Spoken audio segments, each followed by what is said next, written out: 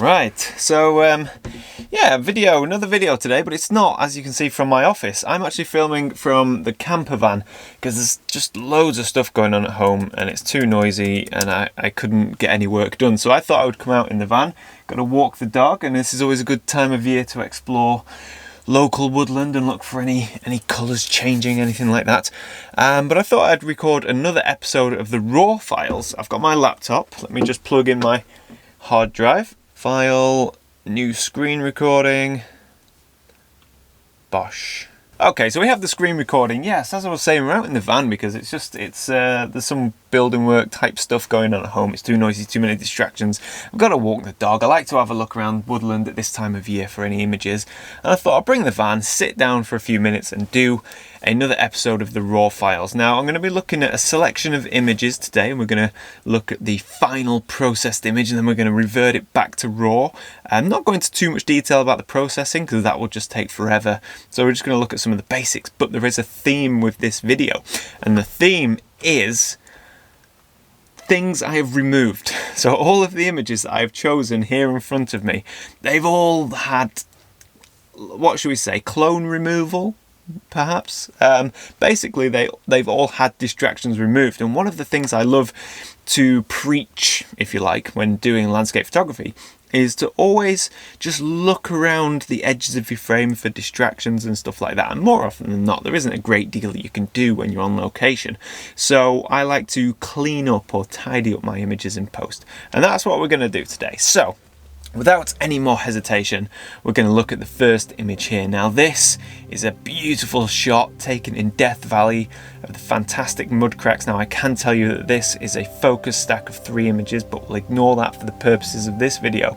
So this is the edited TIFF. Oh, and if you want to see any of the videos that feature these images, so you can see me on location live taking them, I'm going to link to all of those videos below, so you can go and you can watch the actual video where the image was taken, and I'll do that with all of the photographs. So this is the final edited TIFF file. This is the edited raw file. There's no difference other than the fact that the TIFF file is a focus stack of 3 images.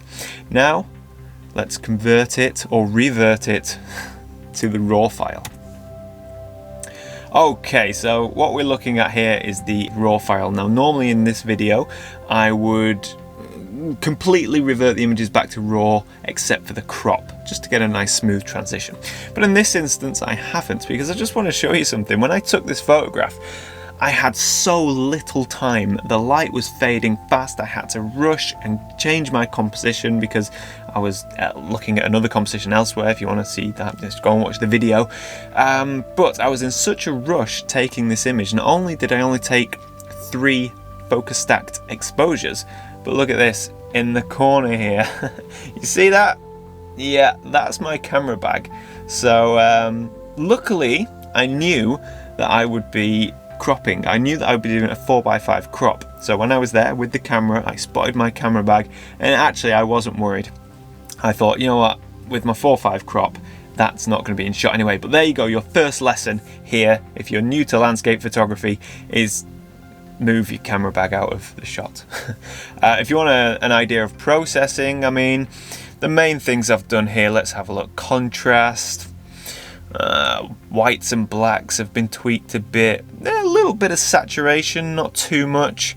That's it. I've not done looking at the side here, I've not done a great deal at all. It looks like it's just been brought to life because by their very nature, raw files are always flat.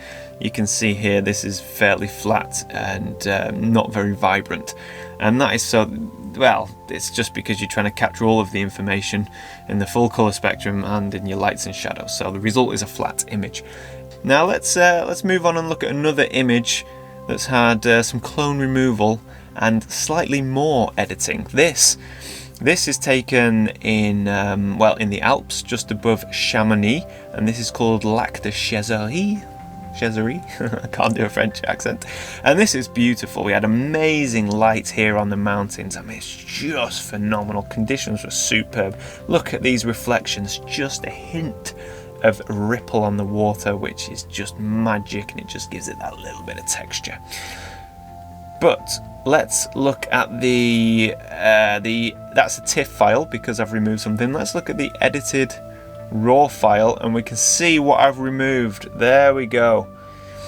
Now, I suppose the age-old debate is, should you change your images like this? Well, I always think it's up to the photographer. And this is a signpost. You know, the great thing about hiking in the Alps is all of the trails are very well marked, as you can see here from this signpost. And that'll be saying, you know, 4 miles to the valley floor, 3 miles to this hut, or whatever. But I don't know. Actually, do you know what? I kind of like it. And I think I've been back and forth with this image whether or not I should have removed it. But in this instance I did remove it because it just seemed like a bit of a distraction at the time, and it was an easy enough job to get rid of that. So there we go, that's what I've removed from this image. But let's look at the raw file, because the raw file does look quite a lot different. So here's the raw file. You can see that it takes on a completely different tone. The raw file is very, very blue, very cool, very cold when you compare it against the edited version. And the reason for that is quite simple. I mean, the raw file is shot at a very, very cool white balance. My camera's white balance was set to 4100 kelvins, which is very cold indeed. So I guess what I've done is I've warmed it up. Yeah, you can see here I've warmed up the image, given, you know, so it takes on more of that kind of golden hour colour. But I've taken it one step further. So we'll ignore all my highlights, shadows and my basic editing, which I do on the panel on the right hand side. And we're going to go down to the split toning panel just here. Now you can see I've added a tone to my highlights, and that is what split toning allows you to do, add a colour to your highlights into your shadows. So if the saturation at the minute's on 18, if we whack this all the way up, you can see that it's a very reddy orange colour. When you put the saturation to 100, obviously we don't want 100, we'll drop it back to 18, and what that does is it just gives it that bit of warmth, that bit of, you know, that bit of golden hour sunset colour that I feel really lifts the image. If I drop the saturation to 0, you can see we've got some yellow tones up here in the cloud and on the mountains, but just by adding a little bit of warmth to the highlights, it just takes on more of a golden colour, and I really like that. Moving on to another image. This is again another edited TIFF. You'll find that most of these, actually all of these images, are edited TIFF files because I always do my clone removal in Photoshop because it's way more accurate than it is in Lightroom. So this is a beautiful image in Iceland. This was a very, very long exposure, 434 seconds, which gives it that soft ethereal look. You get the fantastic contrast with sea stacks, and it's a very clean, simple, minimalist image with beautiful negative space at the top. I love negative space. So what have I removed?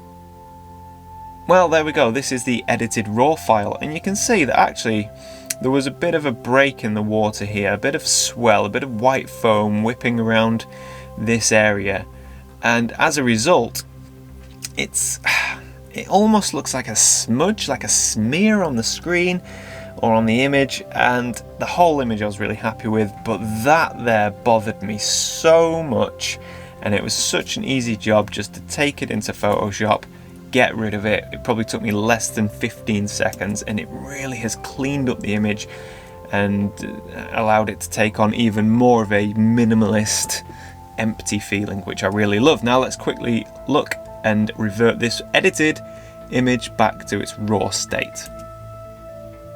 And as you can see, it's not that much different. I haven't done a great deal to it. I've lifted the shadows, I've cooled it down, and I think, yeah, I've dropped the saturation just to give it more of a silvery tone. So yeah, but not a great deal done to that one. Unlike the next image. Oh yeah. Right, so this is an image I photographed in my recent video. I think this video is about a week and a half, 2 weeks ago. And I went out shooting some beautiful intimate scenes just down in this lovely tarn in the Lake District. And this is my final image. This is 3 lily pads floating on the water, surrounded by needles. It was an 8-second exposure, so there's a little bit of motion blur in the needles, and I quite like it. It's a clean, simple image.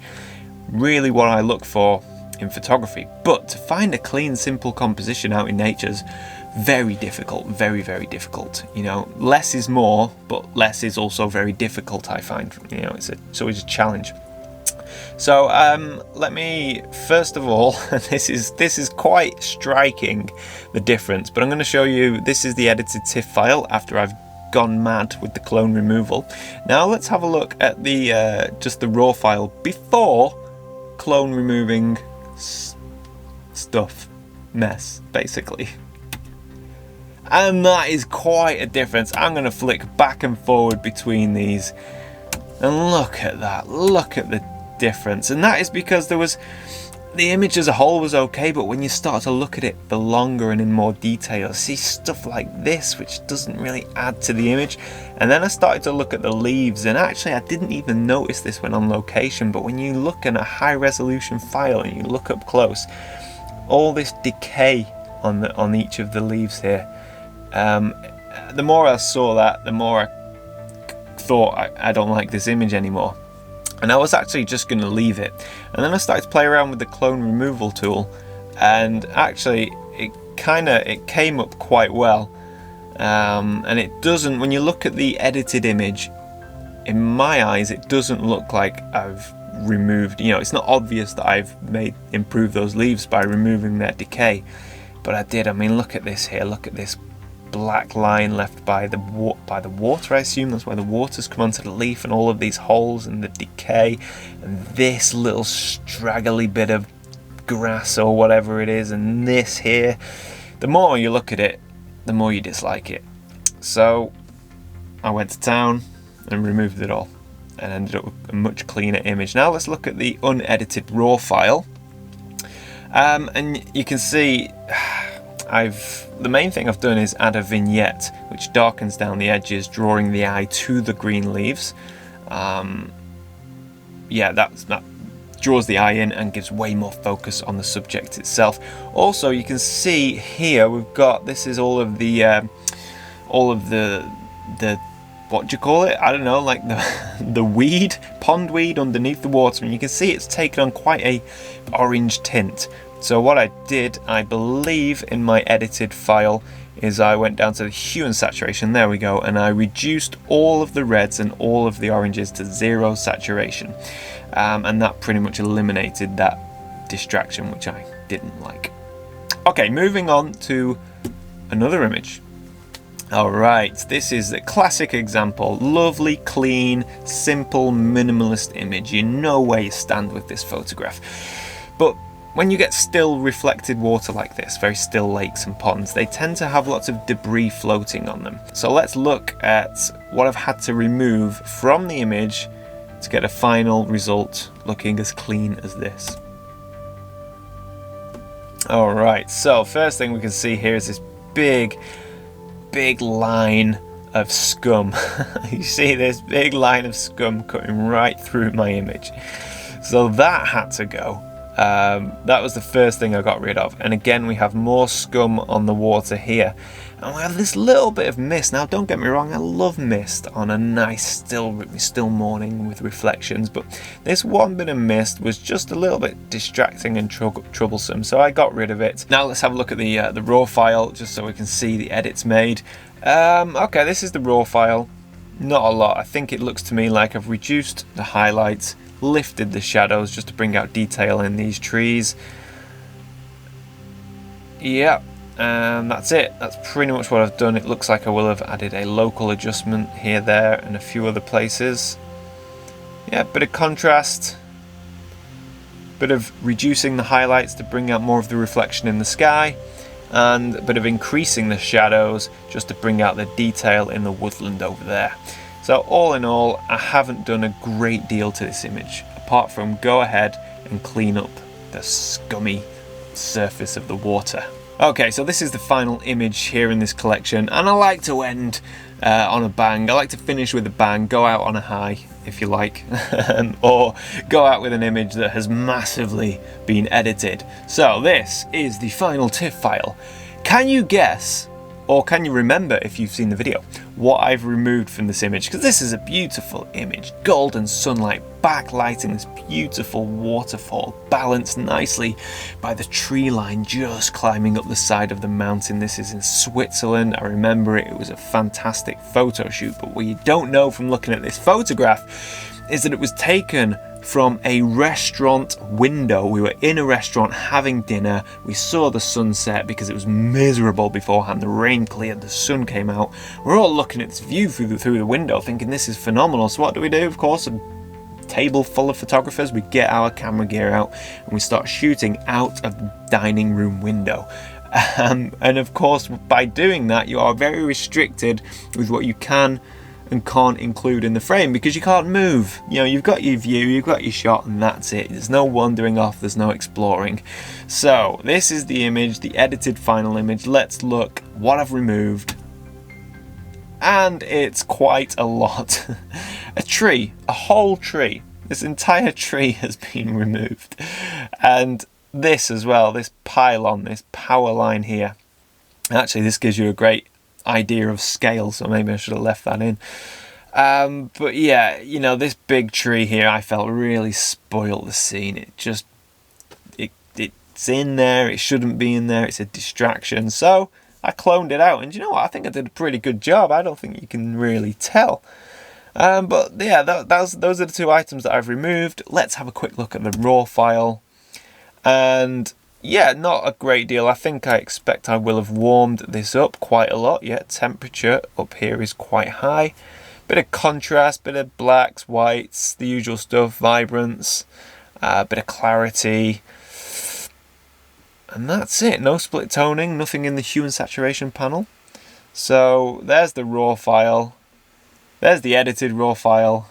And there's the image after I've done my cleaning shift, which is pretty much what I do. I go around with almost all of my images actually and clean them up, whether it's removing one dust spot from my lens or whether it's removing an entire tree from a scene, which I don't normally go that far, but in this case I had no choice. So there we go. I just thought this would be an interesting take on this little series that I'm calling the raw files. So I hope you've enjoyed it. As I said before, if you want to go and see how all of these images were captured in the field, I'll link to everything below, so you can go and you can watch the full video and see how I got there, how I set up, how I shot it. Yeah, so on and so forth. So I'm going to leave you. I think Monty, you're waiting for a walk. Yeah, I think Monty wants to go out for a walk. I promised him a walk, but I've just spent 20 minutes recording this video. So thank you so much for watching, guys. I really do have to go, and I hope you've enjoyed it, and I hope you've enjoyed I hope you're enjoying this little series looking at the raw files. And I can hear people, so I'm definitely going to go. So until next time, thank you so much for watching, and bye for now.